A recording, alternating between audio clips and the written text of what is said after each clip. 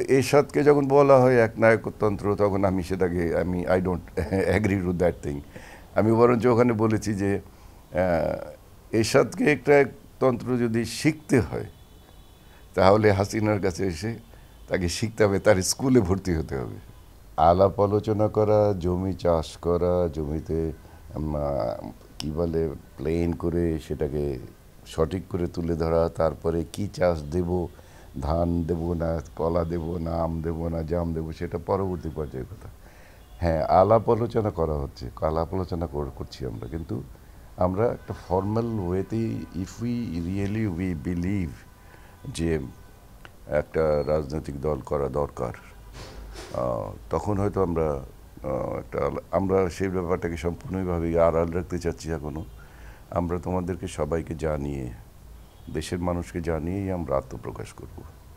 কাজেই আগের কথাটা ঠিক না।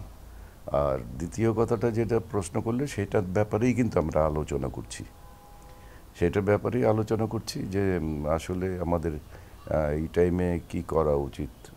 দেশের যে ক্রান্তিকাল চলছে, তো সেখানে আমরা যেটা ফিল করছি আর কি, সবাই মিলে আলোচনা করে যে সব দলই এখনো অনেকগুলো দলই নিজস্ব কিছুটা গ্রহণযোগ্যতা হারিয়েছে। যে কোনো পার্টি, যতগুলো পার্টি আছে মানে মেইনলি নাম করা, সেগুলো প্রত্যেকেই তাদের গ্রহণযোগ্যতা হারিয়েছে। এবং তাদের পার্টির অনেক লোক আছেন যারা ভালো ভালো লোক ছিলেন, কিন্তু এই 15 বছরের শাসনামলেই একদল, এবং 15 বছর নির্যাতিতও একদল, 15 বছর যারা ব্যান্ড করা একদল, তাদের সকলেই কিন্তু সঠিকভাবে তাদের আত্মপ্রকাশটা সঠিকভাবে করতে পারেন। এবং যে ভালো যারা ছিল যে এই সব পার্টির, তারাও কিন্তু এই ইয়াং জেনারেশন বলবো না, মানে নূতনদের ধাক্কায় মানে তারা কিন্তু বেরিয়ে পড়ে দূরে চলে গেছে। যেমন বেসিক্যালি যদি নাম হিসেবেই বলা যায়, আমরা যদি বলি আওয়ামী লীগের কথা, তো আওয়ামী লীগ একটা অত্যন্ত প্রাচীন দল। শুধু তাই নয়, স্বাধীনতা যুদ্ধে তাদের অবদান বা তার পরবর্তী পর্যায়ে, স্বাধীনতার পরবর্তী পর্যায়ের ব্যাপারটা আলোচনা করা হলেও যতটুকু হয়তো বিতর্কিত হতে পারে, কিন্তু গত 16 বছর পর্যন্ত কিন্তু আওয়ামী লীগ ক্ষমতা ছিল, তখন কিন্তু তারা বিতর্কিত ছিল না, একেবারে একনায়কতন্ত্রের মধ্যে ছিল। এবং সেখানে দেখা গেছে যে আওয়ামী লীগের সেই আগের যারা সত্যিকারভাবে আওয়ামী লীগের যারা করতো, তারা কিন্তু ঘরের মধ্যে ঢুকে গেছে, নূতনদের ধাক্কার চোটে তারা কিন্তু আর টিকে থাকতে পারেনি। তো সেখানে ভালো ভালো লোক যারা ছিল তারা সব ঘরের মধ্যে চলে গেছে। বিএনপির উপরে যে অত্যাচার হয়েছে গত 15-16 বছর পর্যন্ত, সেখানে বিএনপিরও অনেকে টর্চার, প্রায় 1 থেকে 1.5 লক্ষ লোক তো মানে কেসই আছে তাদের, 25-30 হাজার জেলে। তো তারা কিছু হয়তো বেরিয়ে যাবে, কিছু থাকবে, তারা রাজনীতি করবে কি করবে না, এই ধরনের একটা মানে চিন্তাধারা তাদের মধ্যে আছে। জামাত ইসলামীর কথা বলা যেতে পারে, সেটা যেটা বলা যায় যে ওদেরকে অনেক তো ক্ষমতা মানে এইবার ক্ষমতাচ্যুত হবার আগে কিছুদিন আগে তাদেরকে ব্যান্ড করে দেওয়া হয়েছে, এবং কোনো কালই তাদের স্বাধীনতার পরবর্তী পর্যায়ে কিন্তু ফ্রিলি তাদের রাজনীতি করতে দেয়া হয়নি। যে কথাটা আমি অনেক সময় বলেছি এমনি পার্টি করার আগেও, যে যে ছেলেটার বয়স 30 বছর বা 35 বছর, তাকে স্বাধীনতা যুদ্ধের মানে আসামি হিসেবে তাকে রাজাকার বলার অর্থটা কী? যদি রাজাকার বলেও থাকে, সে স্বাধীনতা যুদ্ধের পূর্ববর্তী পর্যায়ে স্বাধীনতা যুদ্ধের সময় করে গেছে, তার বাবা করেছে অথবা তার চাচা করেছে বা তার ফ্যামিলির লোকজনরা করে থাকতে পারে। কিন্তু যে ছেলেটা বয়স 35 বছর বা 40 বছর বা 50 বছরই, সে 50 বছর বয়স যার জন্ম হয়েছে, সে তো রাজাকার, সেটা আমাদের বিরুদ্ধে যুদ্ধ করেনি। আমরা মুক্তিযুদ্ধ যখন করেছি তখন তারা তো আমাদের বিরুদ্ধে যুদ্ধ করেনি। কাজে এই যে ডিভিশনটা তো এটা আমাদের কাছে ব্রিটিশদের কাছ থেকে এসছে, ডিভাইড অ্যান্ড রুল। তো এইটা তারা সবসময় করা হয়েছে বাংলাদেশে, যে তোমার সব কিছুকে ডিভাইড করো and you rule the whole thing. এই কারণের জন্য অনেকগুলো ডিভিশন করা হয়েছে, এবং সেই কারণের জন্যই এবং আর একটা পার্টি যেটা আছে, সেটা এরশাদ সাহেব যতদিন জীবিত ছিলেন ততদিন পর্যন্ত তো এটা পার্টির একটা মোটামুটি একটা ফর্ম্যাল ওয়েতে ছিল। যদিও তার ক্ষমতায় আসার সম্পর্কে অনেক রকম আলোচনা হয়, কিন্তু গত 15 বছরের যে টর্চার বাঙালিদের কাছে হয়েছে, খুন, গুম, টাকা পাচার, এই সবগুলোকে যদি বলা হয় যে এটা একনায়কতন্ত্র, তাহলে এরশাদকে যখন বলা হয় একনায়কতন্ত্র, তখন আমি সেটাকে I don't agree to that thing. আমি বরঞ্চ ওখানে বলেছি যে এরশাদকে একটা তন্ত্র যদি শিখতে হয়, তাহলে হাসিনার কাছে এসে তাকে শিখতে হবে, তার স্কুলে ভর্তি হতে হবে। তো এখন সব জায়গায় যখন এই অবস্থা, তখন সব পার্টিরই লোকজন মিলে আমরা যেটা আলাপ আলোচনা করছি যে we must come with new ideas. যে 53 বছর আগে যে আইডিয়াসগুলো ছিল বাংলাদেশে, এবং 53 বছর আগে না, 100 বছর থেকেই অনেক অনেক জিনিসগুলো ছিল, সিআরপিসি অ্যাক্ট থেকে শুরু করে অনেকগুলোই ছিল যেগুলো আমাদের করাই না। এবং দেশ স্বাধীন হবার পরবর্তী পর্যায়ে সময়ের বিপর্যয়ের সাথে সাথে, সময়ের পরিবর্তনের সাথে সাথে যেসব চেঞ্জগুলো হওয়া দরকার ছিল সেগুলো হয়নি। আমরা যেমন এখন পর্যন্ত আমরা নিজেরাই ডিক্লেয়ার করতে পারি না যে আমাদের ড্রেস কী। আমরা নিজেরা এখনও আমাদের হাইকোর্টের, সুপ্রিম কোর্টের ওই যিনি সিনিয়র বস থাকেন তিনি ব্রিটিশদের মতোই পরচুলার মতো এত বড় করে একটা চুল পরেন। অর্থাৎ ব্রিটিশরা চলে গেছে, কিন্তু ব্রিটিশদের অনেক কিছুই আমাদের কাছে রেখে গেছে। অর্থাৎ একটা কুকুরের মতো হাতের মধ্যে চেইন লাগিয়ে কুকুরকে যেমন আমরা টেনে টেনে নিয়ে যাই, ঠিক এমনিভাবে তো আমরা গেছে। সো আমরা ঠিক স্বাধীনতা যুদ্ধের সময় স্বাধীনতা করেছিলাম একটা আদর্শ এবং একটা চিন্তা ভাবনা নিয়ে যে এটা আমাদের দেশ এইভাবে হবে, স্বাধীন হবে। আমাদের সেটা হয়নি, আমাদেরই ভুল ছিল। কারণ মুক্তিযুদ্ধে আমরা যারা যুদ্ধ করেছিলাম, আমরা সমস্ত যুদ্ধের পরে সমস্ত কিছু ছেড়ে দিয়ে ঘরে চলে গিয়েছিলাম। কিন্তু এবারে আজকে যে আগস্টের আন্দোলন যেটা হলো, জুলাই আগস্টে, সেখানে তারা একটা চরম স্বৈরাচারকে তারা পতন ঘটিয়েছে, এবং সেখানে আমাদের প্রায় 1.5 থেকে 1.5 হাজারের মতো ছেলে মারা গেছে, রক্ত দিয়েছে তারা। তো তাদের প্রতি তো আমাদের সম্মান আছে, আমরা অত্যন্ত সম্মান করি। এবং প্রায় 25,000-এর মতো আছে ওন্ডেড।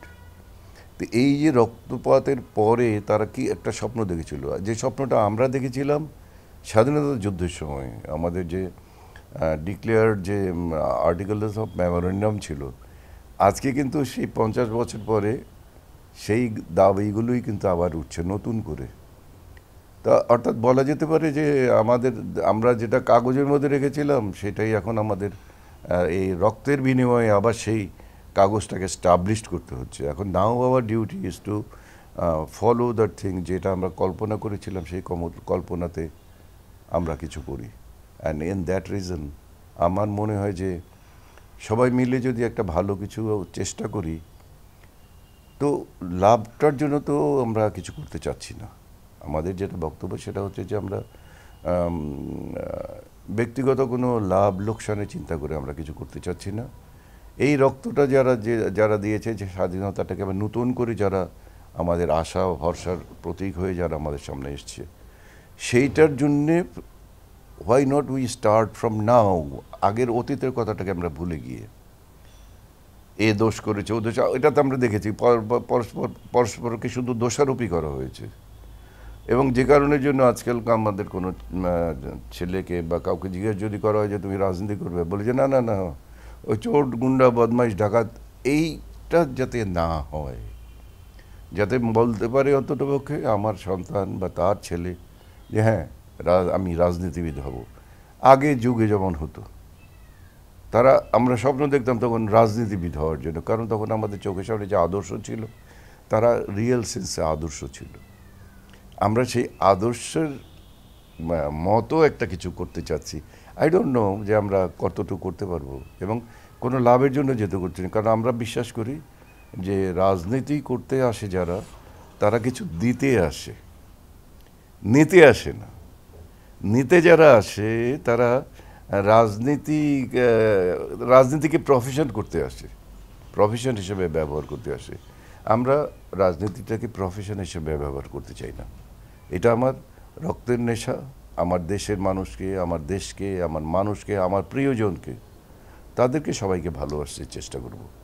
আমার যারা এইখানে নতুন পার্টি করবে তারাও আমি সবাইকে মিলে সেটা আমরা একটা ধারণায় এসেছি যে আমরা কোনো ক্ষমতার লোভে বা কোনো ইলেকশন করার জন্য বা এই ধরনের কোনো কিছু করবো না। যদি হয়, হ্যাঁ, ভালো লোক থাকলে করবে, তারা কোনো অসুবিধা নেই, but nothing more than that. কাজেই তোমার, হ্যাঁ, ইন শর্ট এটা হচ্ছে মানে ইয়ে আলাপ আলোচনা। তো তোমাদের মানে সাংবাদিক যারা থাকে তাদের কাছে কিভাবে সংবাদ চলে যায় এক্স্যাক্টলি আমরা সেটা বলতে পারি না, কারণ আমি দরজা ক্লোজ করা অবস্থায় আমি বড় হোটেলের মধ্যে মিটিং করেছি, অনেকগুলো মিটিং করেছি, বড় বড় সবাই সাথে মত বিনিময় শুরুতে, তারপরে মত বিনিময়কে কমিয়ে এনে একমতের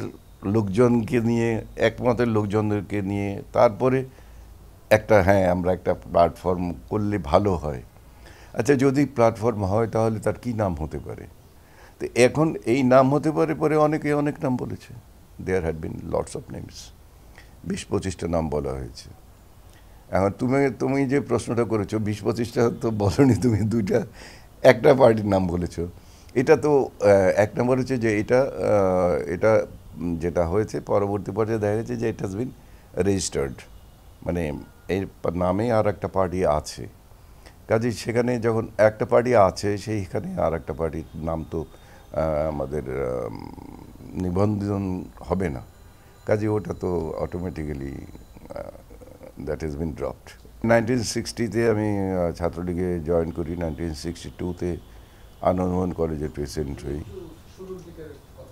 1962-তে আমি আনন্দমোহন কলেজের প্রেসিডেন্ট হই, 1965-এ আমি ময়মনসিংহ ডিস্ট্রিক্ট জেনারেল সেক্রেটারি হই। তো ময়মনসিংহ ডিস্ট্রিক্ট জেনারেল সেক্রেটারি হচ্ছে ময়মনসিংহ, নেত্রকোনা, কিশোরগঞ্জ, জামালপুর, টাঙ্গাইল, ইট ওয়াজ গ্রেটার ময়মনসিংহ। 1966-এ আমি ময়মনসিংহ ডিস্ট্রিক্ট ঢাকাতে চলে আসলাম তখন এখানে এসে ছাত্রলীগের কেন্দ্রীয় কমিটির এজিএস হই। যখন রাজ্জাক ভাই, মানে ওই আমাদের প্রাক্তন যিনি মরহুম রাজ্জাক ভাই ছিলেন ছাত্রলীগের প্রথম, আমাদের সাথে একসাথে ছিলেন। আমি 1966 ইকবাল হলে আছি। তো তখন ইকবাল হল ওয়াজ আওয়ার সেন্টার, ছাত্রলীগের সমস্ত সেন্টার ছিল সেখানে। সমস্ত নেতা যারা পরবর্তী পর্যায়ে ছাত্রলীগ করতেছে বা আওয়ামী লীগে করতেছে বা এখন পর্যন্ত যারা উপরতলায় আছে, তাদের বেশিরভাগই কিন্তু প্রোডাক্টস অফ ইকবাল হল। তো সেখানে ইকবাল হলের সাথে ইকবাল হলে এসে আমি ওইখানে ইস্ট পাকিস্তানের স্টুডেন্টস থেকে এজিএস হই। এজিএস হওয়ার পর ইকবাল হলের স্বাধীনতার পরবর্তী পর্যায়ে I was the only vice president elect from Mujibbad group. কাজেই তার পরবর্তী পর্যায়ে আমি ওরা 11 জন তৈরি করলাম। ওরা 11 জন তৈরি ফার্স্ট স্বাধীন বাংলাদেশের প্রথম ছবি।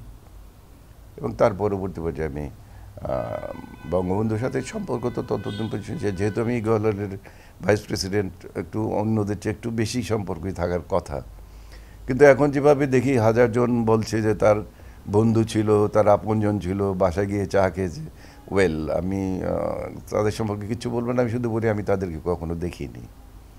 আর আমি যেহেতু ইকবাল হলের ভাইস প্রেসিডেন্ট, বোধহয় আমার যাওয়াটা ভীষণ রকম দরকার থাকতো, মানে তাকে ছাড়া তো আমাদের, ওনার নির্দেশ ছাড়া তো আমরা কিছু করতাম না। 75-এর পরবর্তী পর্যায়ে আমার একেবারেই ওখান থেকে সরে আসল, এবং এখন তখন ফিল্মে আমার অনেক ছবিও আসা শুরু করলো, মানুষের ভালোবাসাও পেলাম আল্লাহর রহমতে।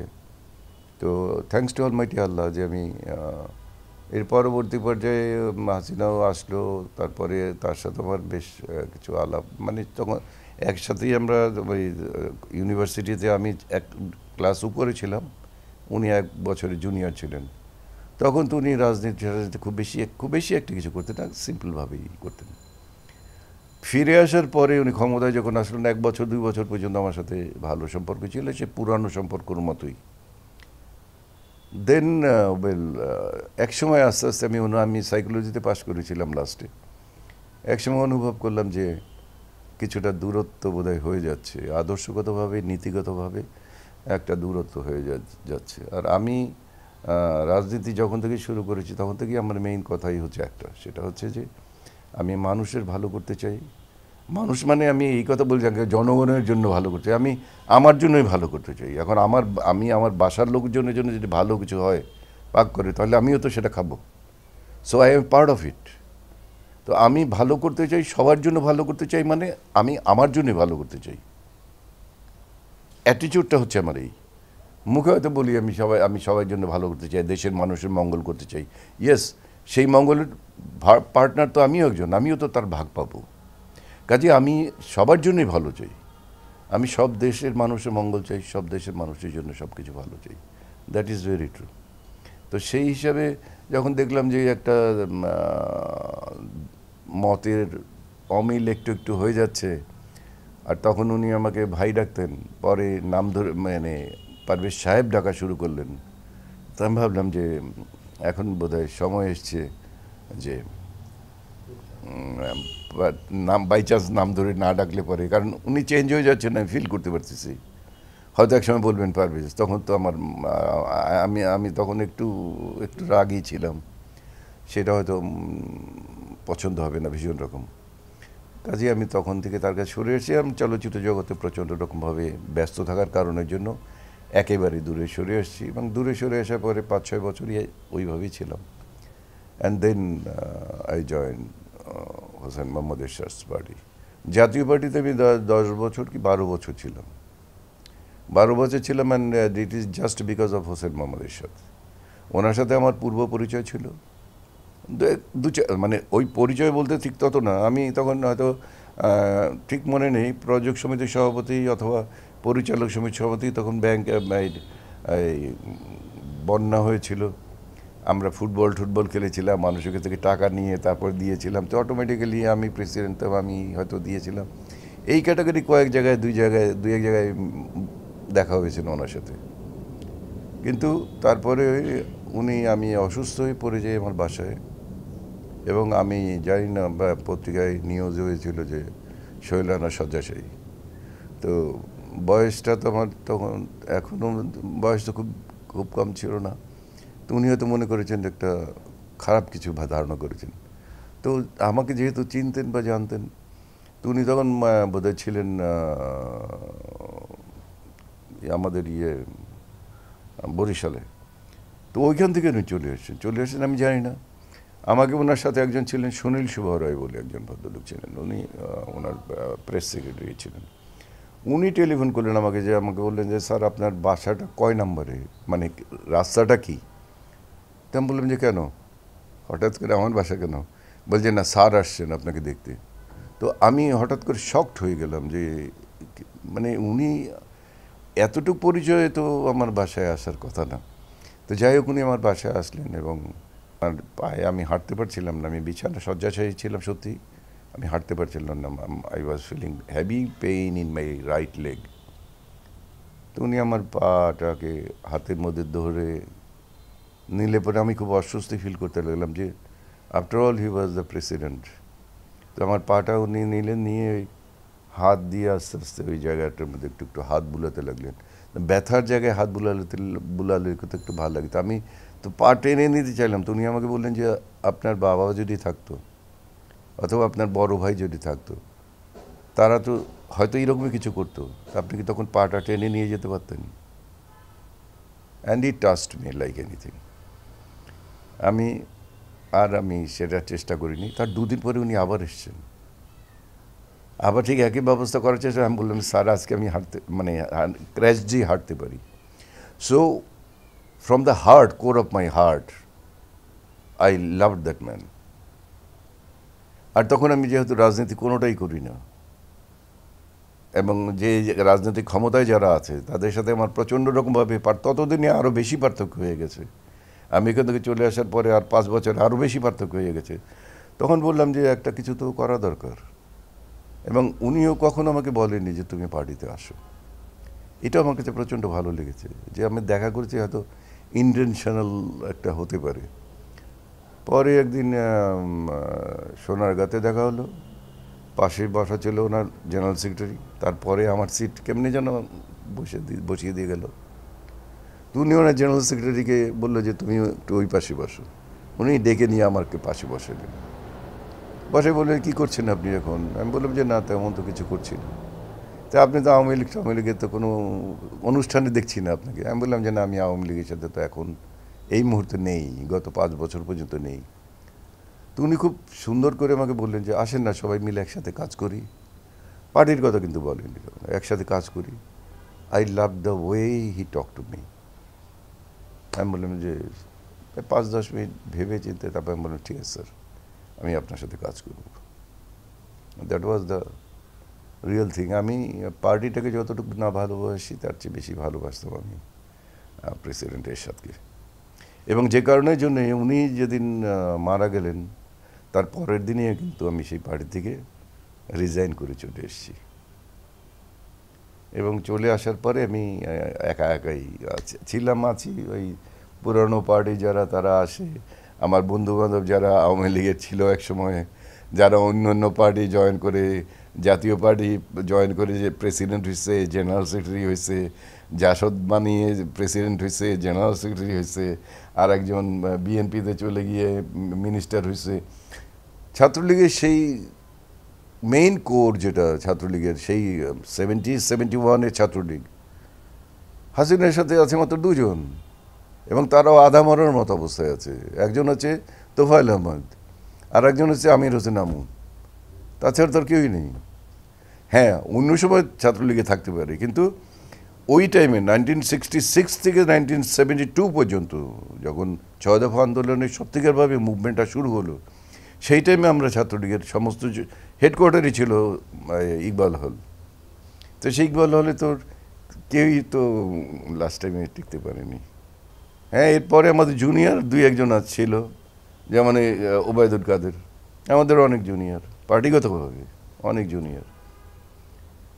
সেও ওই রকমই কি চিৎকার করে হিসাবপত্র ছাড়া কথা বলে, যা বলে তাই টিপ রেকর্ডের মতো বাজিয়ে দেয়, সেভাবে ঠিক আছে। কিন্তু ইন ট্রু সেন্স ছাত্রলীগের আর ওবায়দুল কাদের ইকবাল হলের ছিল না।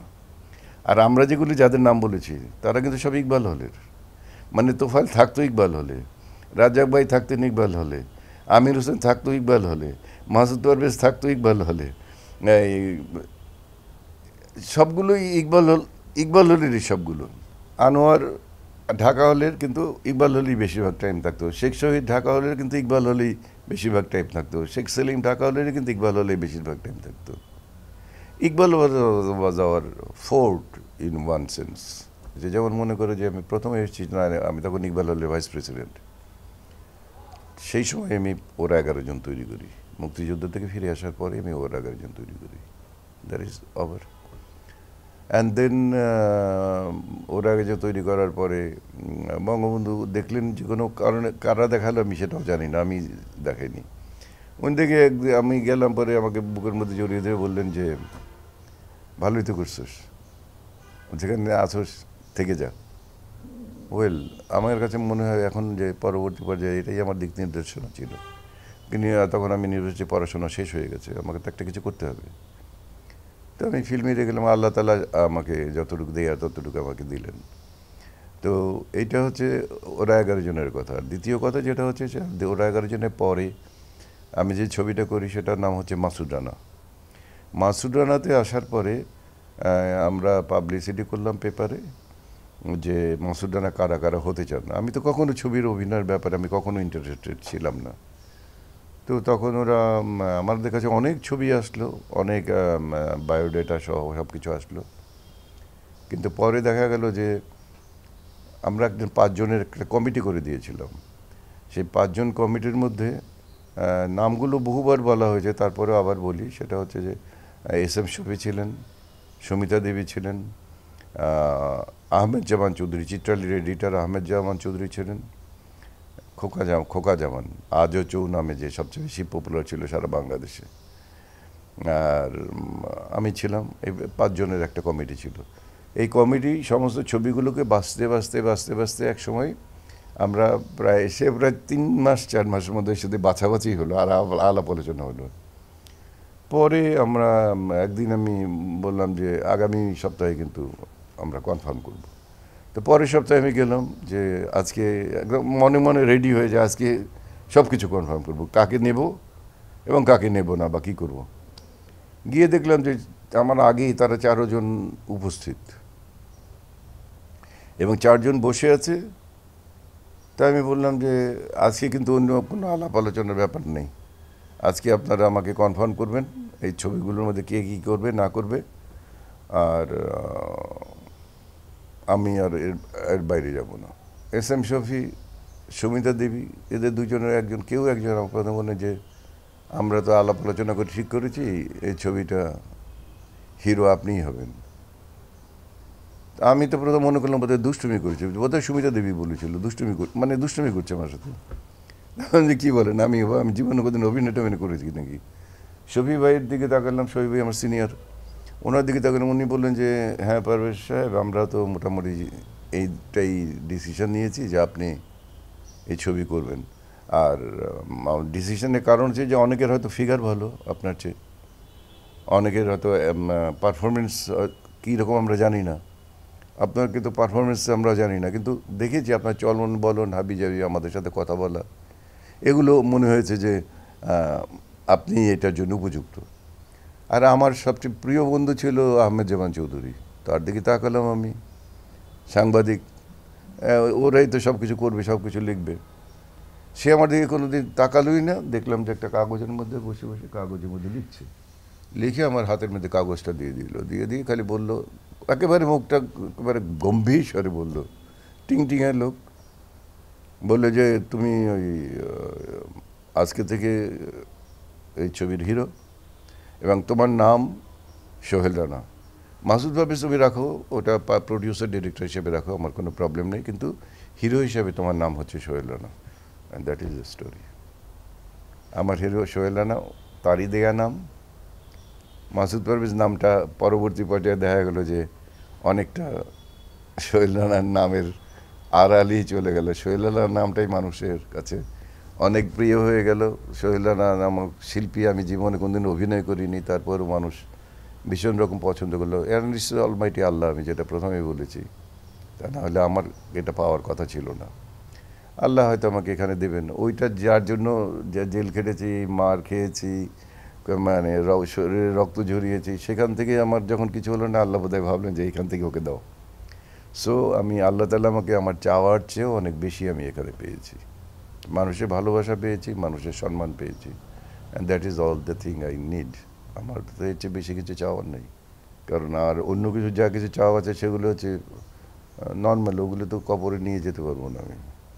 মানুষ যদি ভালোবাসে, আর আমি যদি মারা যাই, যদি তারা বলে যে হ্যাঁ লোকটা ভালো ছিল, দ্যাট ইজ সবচেয়ে বড় পাওয়া আমার জন্য।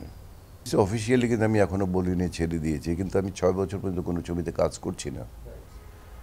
এখন যদি এমন হয় যে মুক্তিযুদ্ধের উপরে এমন একটি ক্যারেক্টার বয়সের সাথে আমার মিলে, যেমন ওসমানী, জেনারেল ওসমানীর ক্যারেক্টার, বা ওই ক্যাটাগরির কোনো চরিত্রের সাথে যদি মিলে যায় এবং মুক্তিযুদ্ধের উপরে যদি কোনো ছবি হয় এবং সেখানে যদি কেউ মনে করে যে আচ্ছা ওকে ডেকে নেওয়া যাবে, তো নিশ্চয়ই আমি কাজ করব। চলচ্চিত্র ইজ ইন কমা, তোমার যদি মনে থাকে, তার 2 বছর পরে বলেছিলাম যে চলচ্চিত্র is in the life support. তার 2 বছর পরে বলেছিলাম যে চলচ্চিত্র ইজ ডেড।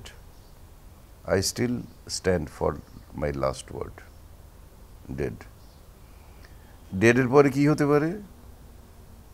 অটোপসি, মানে এটা নিয়ে কাটা ছেঁড়া করা, তোমরা কাটা ছেঁড়া করতে পারো, দ্যাট ইজ ডেড।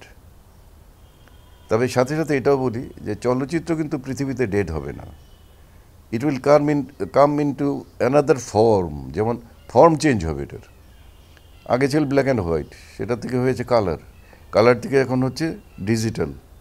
অ্যান্ড তোমাদের এইভাবেও চিন্তা করা দরকার যে এটার থেকেও আরও কিছু হতে পারে যেটা আমরা আজকে ভাবতে পারছি না।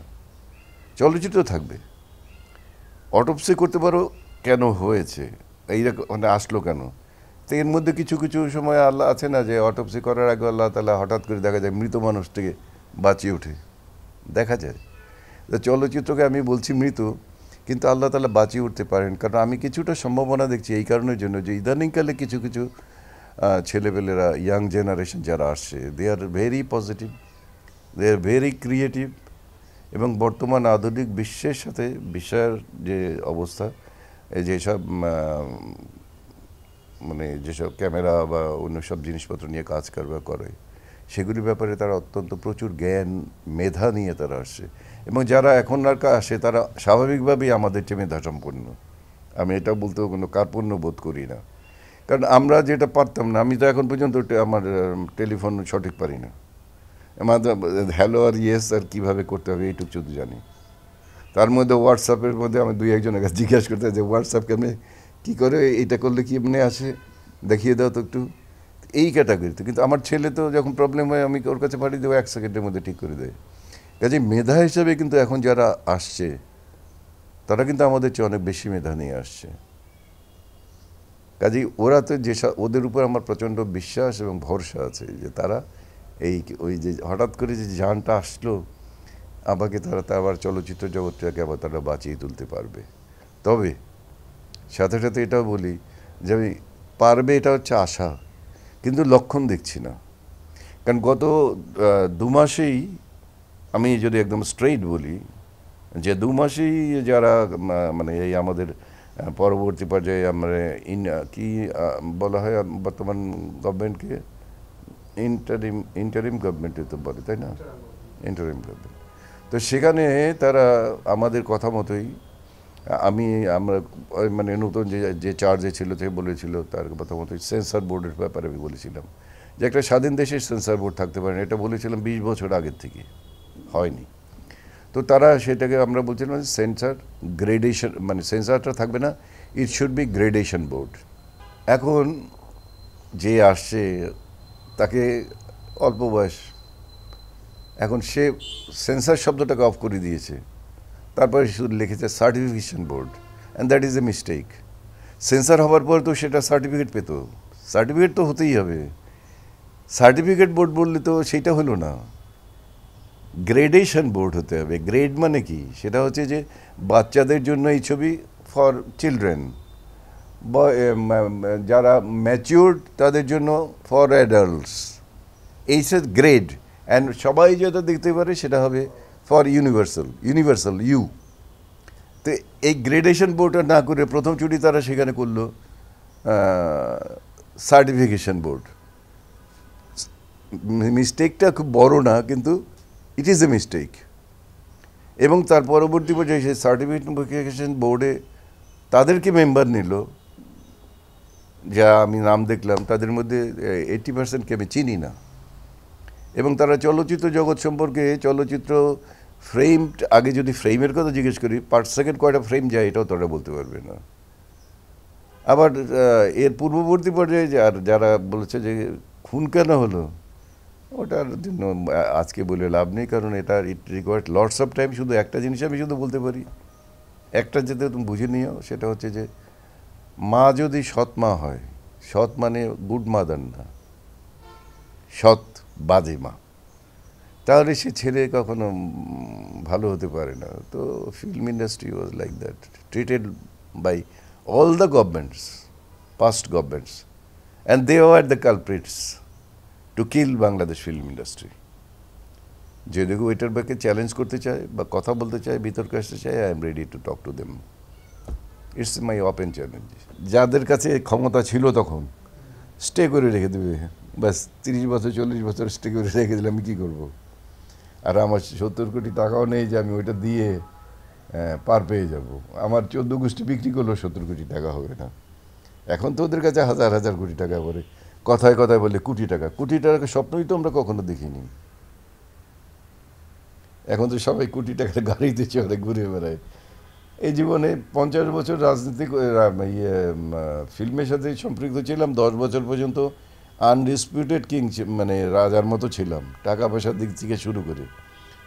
তারপরেও তো ওইটা চিন্তা করতে পারিনি যে শখের গাড়িটা কিনবো। তখন তো এত দামও ছিল না, 80 লাখ বা এরকম ছিল, ওইটাও পারিনি। ছোট কথা যদি বলা যায় তাহলে বলতে হয় যে আম যখন কাঁচা থাকে, ছোট থাকে, বাচ্চা থাকে, তখন ওটা কামড় দিয়ে কি বোঝা যায় যে এটা মিষ্টি হবে না চোকা হবে? বোঝা যায় না। তো মাত্র 2 মাস হলো, বোঝা যায় না। কিন্তু আম যদি আম হয় সেটাকে আমি ভাববো, অতটুকু যদি কাঁঠাল হয় তাহলে কিন্তু ওটাকে আমি আম ভাববো না, ওটাকে কাঁঠাল ভাববো। তা আমরা এটাকে এখন আম ভাবতে চাচ্ছি। কিন্তু সাথে সাথে একটা কথা আমাদের মনে রাখতে হবে, যে আমি যেটা বলি সেটা হচ্ছে যে 5-6 জন ছাড়া অন্য যাদেরকে নেওয়া হয়েছে তাদের প্রতি সম্মান রেখেই বলছি, তারা দৃশ্যমান হচ্ছেন না। এখন এই সরকারকে যদি আমরা বলি যে বিপ্লবী সরকার, তাদের আইন কানুনের খুব বেশি একটা পরোয়া করার কথা না, যদিও তারা ওই আইন কনস্টিটিউশনকে টাচ করেই তারা শপথ নিয়েছেন, কিন্তু তারপরেও they are changing lots of things and বাংলাদেশের জনগণ তাদের সাথেই আছে, যারা you change the whole thing, এবং তারপরে তোমরা ইলেকশন দাও। তো ইলেকশন দাও যে এটার মধ্যে তো অনেক প্রশ্ন থেকে যাবে, যে কী করে দেবে ইলেকশনটা দিলে পরে চেঞ্জ করতে হবে। কনস্টিটিউশন চেঞ্জ করতে হলে পরে do they have that right to change the constitution? ওটা করতে হলে তো কনস্টিটিউয়েন্ট অ্যাসেম্বলি লাগবে, অথবা তো একটা সবাই মিলিতভাবে যদি সবাই মিলে সিগনেটারি হয়, তাহলে হয়তো তারা চেঞ্জ করতে পারে সবাই মিলে। যেমন আমাদের কনস্টিটিউশনে ছিল না এই যে কি মাঝখানে ছিল, মাঝখানে যে ইলেকশন হলো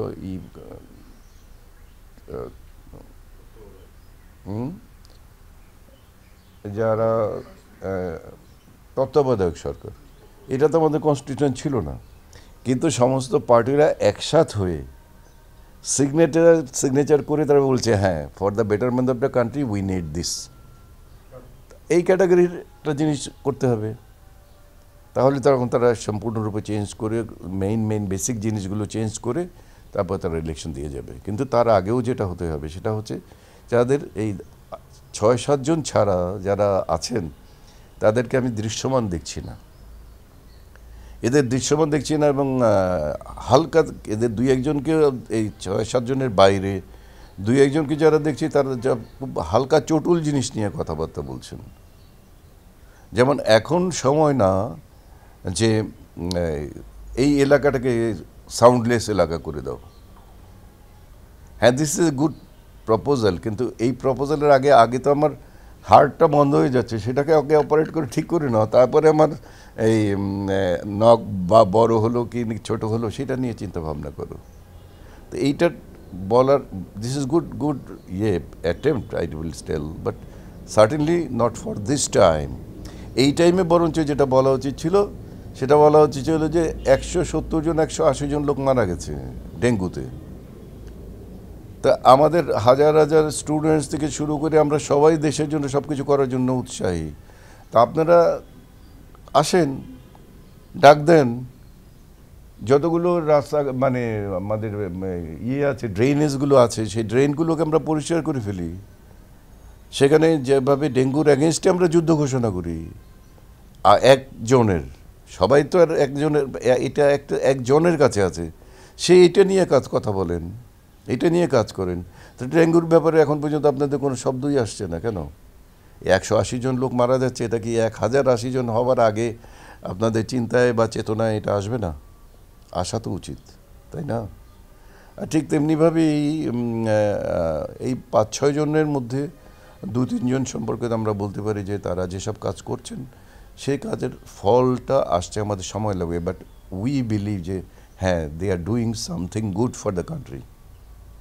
কিন্তু এটা ফল পেতে একটু টাইম লাগবে, and we are ready to wait for that time.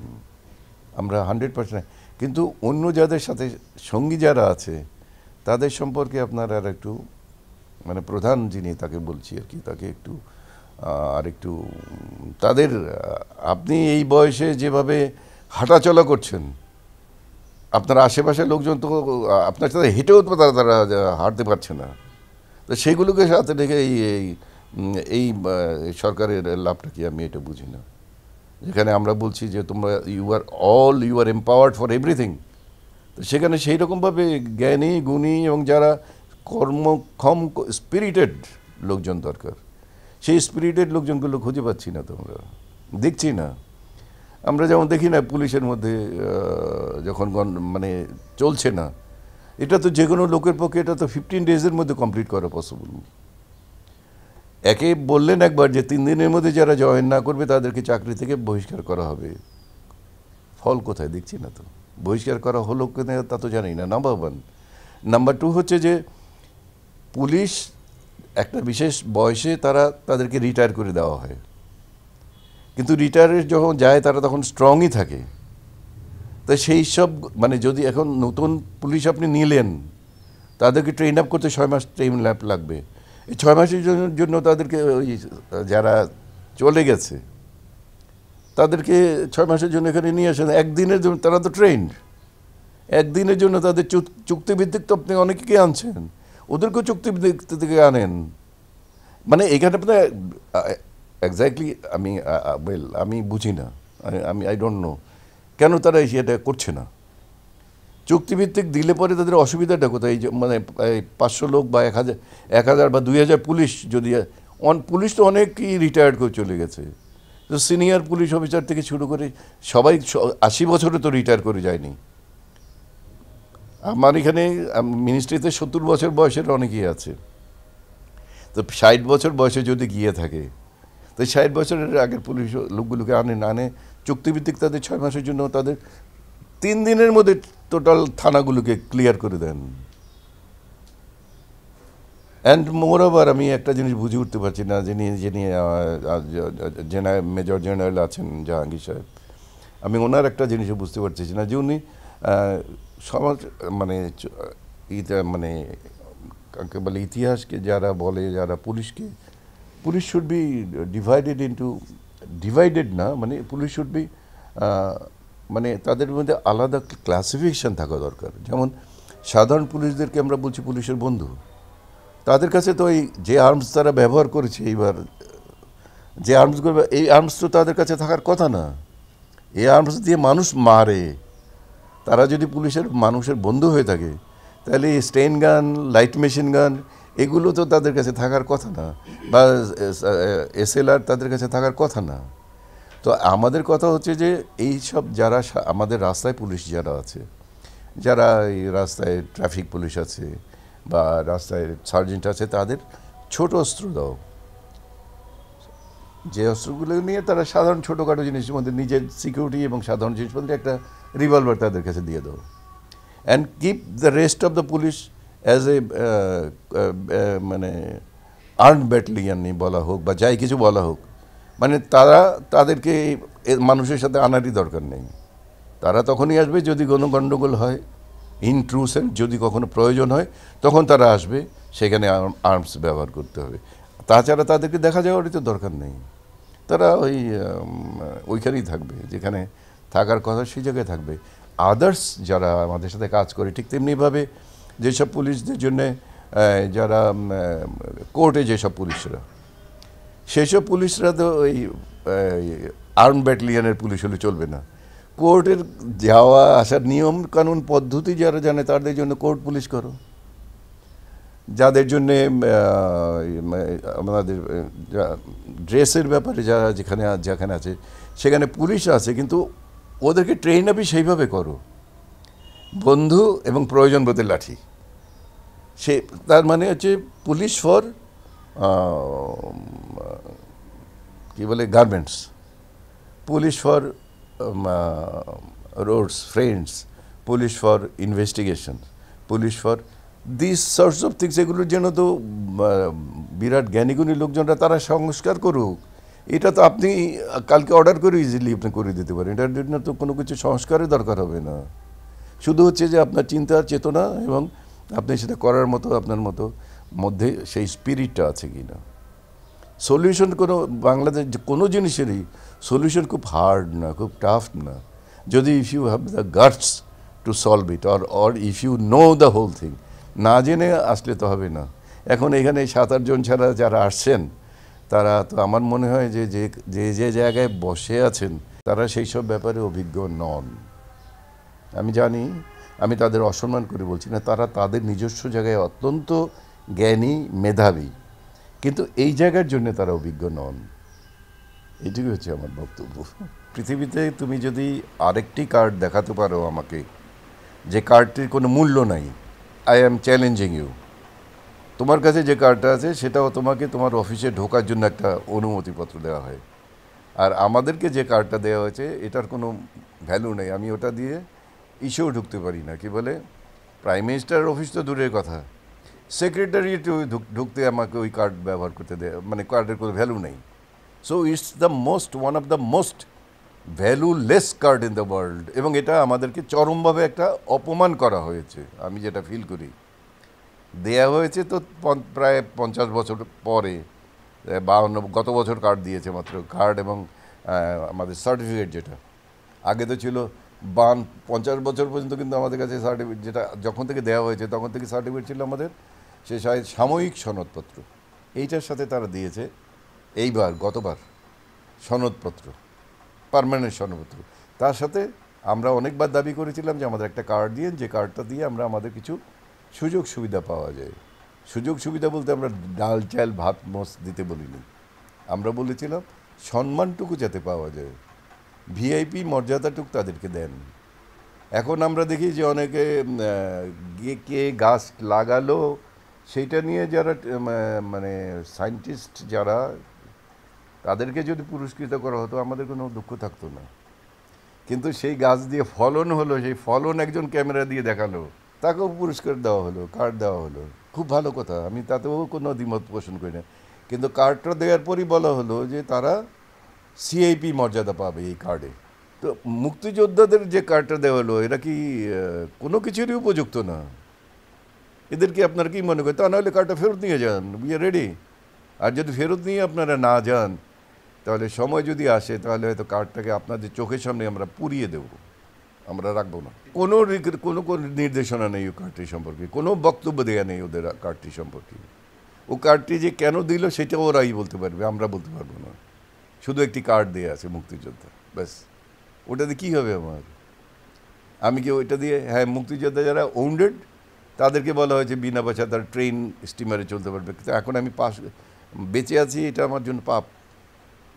আমি ট্রেন বা স্টিমারে বিনা পয়সা ভ্রমণ করতে পারবো না।